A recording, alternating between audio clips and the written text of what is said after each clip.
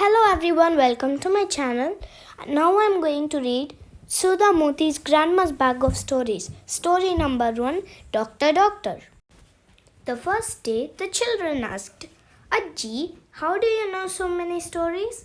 Ajji smiled and answered, My grandmother told me many stories.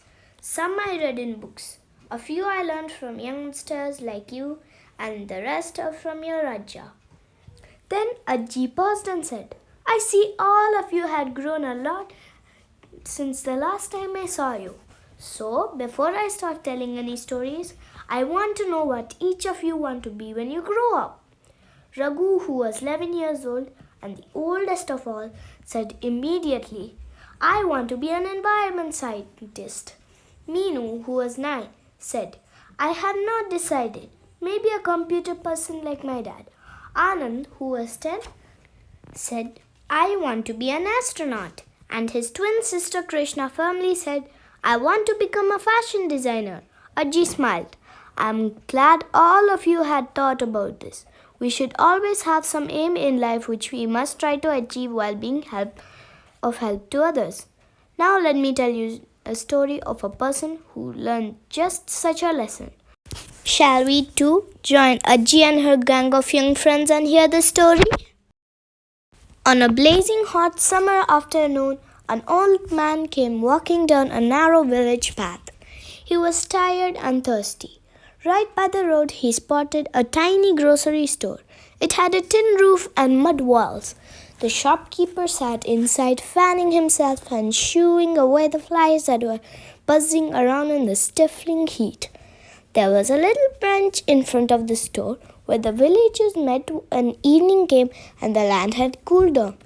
The man flopped down on the bench. He was so tired that for a while he could not speak. Finally, he opened his mouth and uttered one word, Water! Now, this village had been facing a horrible problem for a long time.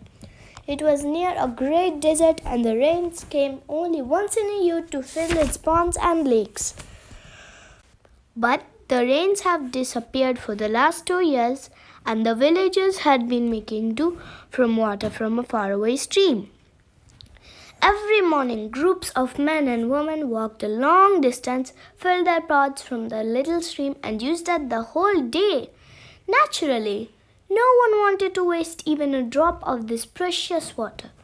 Yet how do you say no to a thirsty, tired old man when he asks for water? Without a second thought, the shopkeeper, Ravi, who was very kind-hearted, poured out a tumbler of water from his pot and gave it to the old man. The man drank it up greedily. Then he said one more word, more. And without waiting for Ravi to give it to him, he lunged for the pot, picked it up and lifting it to his lips drank up Ravi's entire day's supply of water. Poor Ravi, what could he do? He just stared in dismay. Then he told himself, Never mind, after all, I did help someone in need. The stranger, meanwhile, now seemed to feel better. He handed the pot back to Ravi, gave a smile that filled Ravi's heart with warmth and said, My son, be always kind like this. Help everyone who comes to you like you helped me, and you will be blessed.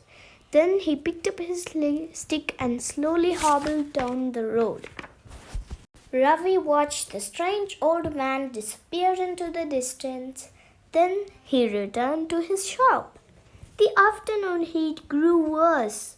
After a while, Ravi felt his head was about to burst with a headache. His lips were parched and he felt his throat hurt. It was so dry. He really needed a drink of water, but the visitor had finished it all up. Hoping a cook's or a drop or two out of the pot, Ravi lifted it to his lips and tilted it. Imagine his surprise when a gush of water ran down his face. It was sweet, refreshing water which not only quenched his thirst but wiped his headache too. Ravi was staring at the water pot, trying to figure out what had just happened, when Karim limped into his shop. Karim was a young man who had hurt his leg with an accident many years ago, which had left him with a limp. When he was unwell or tired, his limp became worse. Karim too flopped down on the bench in front of the store and caught his breath, like the old man. Then he fished out a shopping list from his pocket and handed it to Ravi. As Ravi started packing up the items listed on the paper, Karim opened a little bundle of food and ate his lunch sitting on the bench. Finally, he wiped his mouth on his scarf and pointed to Ravi's pot of water. Mind if I take a little sip? It is so hot after all. Ravi was busy measuring out some dal. He said without looking up, I would be happy to offer you some, but someone's already had most of it. Then I was feeling unwell and I think I finished the last of it. What are you saying, my friend? I can clearly see the pot brimming over with water. Ravi looked up and stared in disbelief. In front of his eyes, Karim poured out a tumbler full of water and drank it. Then he paid for all his groceries and then left the store. Did his limp look as if it was nearly gone? Ravi watched him for a while trying to figure out. Then he decided the heat was playing tricks on his mind and went back into the cool comfort of it. He woke up with a start as someone was calling his name urgently. He opened his eyes to find Karim back. This time he was holding by the hand his little sister, Fatima. Brother, wake up! We need your help, Karim urged. What? Is something wrong? Fatima is burning up with fever. Then go to a doctor. Why have you got her to a grocery store? Karim stared at him and said, You mean you don't know how you just helped me? My leg has been troubling me for the last many years, healed up on its own as soon as I drank water from your magic pitcher. Give Fatima a drink from it too. Ravi was astounded. Magic pitcher, healing water, what was Karim going on about? Nonetheless, he passed the pot to Fatima. She drank a bit, then sat down to rest. Within minutes, she lifted her head and said, It's true, brothers. I am indeed cured of the fever. Soon, the news spread in the village like wildfire. Ravi, the quite kind grocery store keeper, was now the owner of the magic pitcher, the waters from which could heal anyone of any disease. Every night, Ravi left the pitcher in the store, and in the morning it would be filled to the brim with sweet, cool water. Daily, a queue of sick people with their relatives collected in front of his shop. To each one, Ravi gave a drink of the water, and they went away saying they were now better. The pot was never empty. Ravi realized the old man had helped him, must have given him this gift in gratitude. Ravi understood what a great gift it was and thanked him daily in his mind. Soon his little store turned into a hospital. Ravi did not charge a paisa for the water. People would leave some money, some gifts for him, and others did not pay him anything, but he was still happy with that. One day, a rich landlord's servant appeared at his doorstep and said, My master is unwell. Come with me and give him a drink of your water. Ravi replied, See the crowd of people behind you, waiting for their turn. How can I leave without helping them and go to your master? Don't you think these sick people can stand in the sun for long? Tell your master to come to me instead, and I will give him the water here. The servant said, Ravi, what will you get by helping these poor people? A few rupees, some rice and all. Come to my master's house. He will shower you with money and gifts. Your worries about making ends meet will be over for at least a month. Ravi was tempted. It was true, but why not kill one rich man and get some help in buying his daily needs? Ravi told the people waiting outside to come back the next day and went with the servant to the landlord. Slowly, in this way, Ravi changed.